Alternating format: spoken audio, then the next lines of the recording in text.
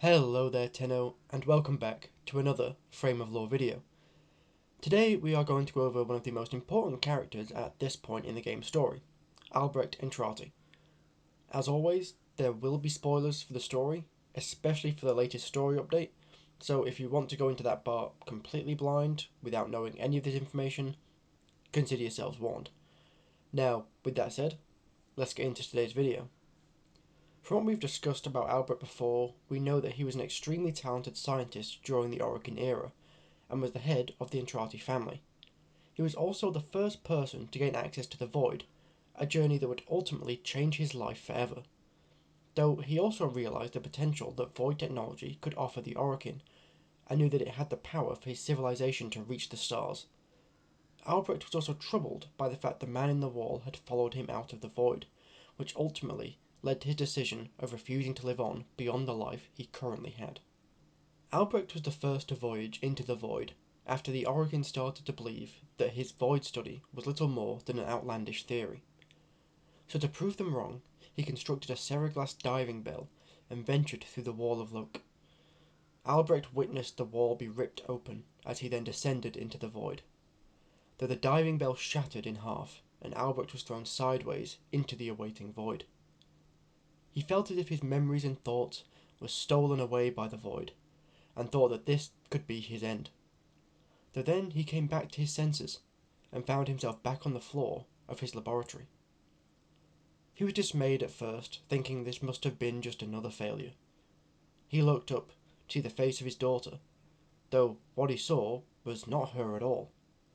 He saw a copy of himself, though he noted it was a mirror, like a reflection, but it was three-dimensional in depth. He saw a vast sea of white light pierced by black stars.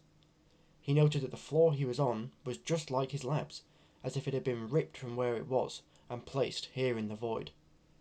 The copy then spoke to him, calling him Little Bengal, which is something his mother had called him as a child. He knew now what he must do. He had to flee. Albrecht ran from the copy, and managed to make it back through the portal. As he landed back in his lab, his skin lacerated by the glass that had shattered across the floor.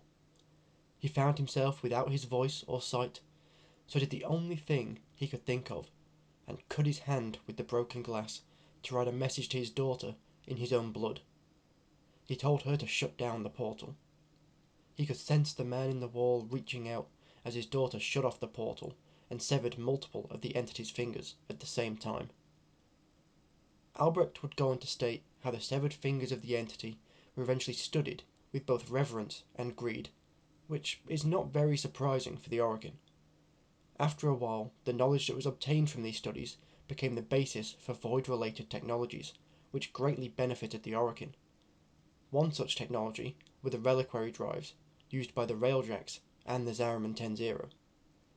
Albrecht would later go on to discover the Requiem words and create the cosmic clocks, one of which can be found in the back room of the Necrolisk.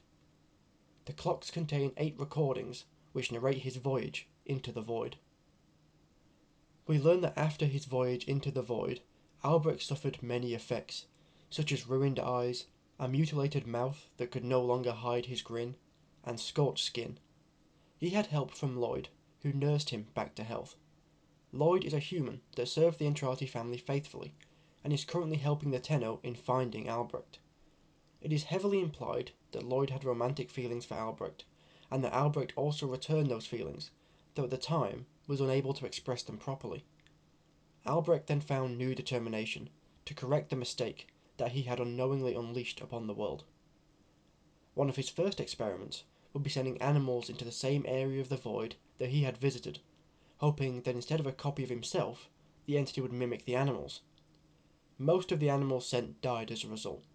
Eventually, he learned that the Void has an interest in more unique subjects, so Albrecht gathered unique animals and sent them instead.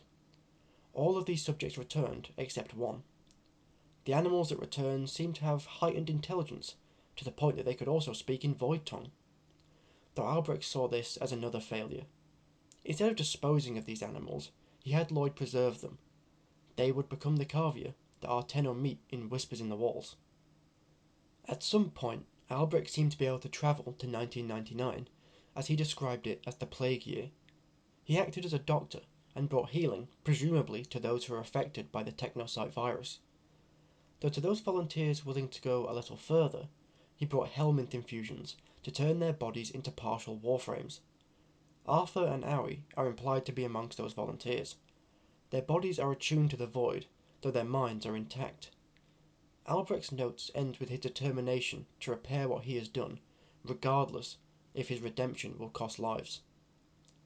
We know that Albrecht is now in the year 1999, though the man in the wall seems to have followed him there. He left behind a message for the Tenno, and for Lloyd to be able to follow him, though now we must ensure we reach him in time, or everything he has set in motion could be for nothing. And there we have it, a brief rundown of Albrecht Entrati. There is a lot we can say about him. Is he a hero or villain, or something else entirely? Whilst his determination to use void tech was for the betterment of his people, it did unleash one of the most powerful enemies we have ever faced, and even though he is now trying to fix that, he doesn't seem to care who gets caught in the crossfire. I guess only time will tell what kind of man he turns out to be. But that is all from me today. If you enjoyed the video, please consider liking and subscribing, as it really does help out the channel, though just the fact you have watched already means so much to me. Stay safe out there, Tenno, and I'll see you all in the next one.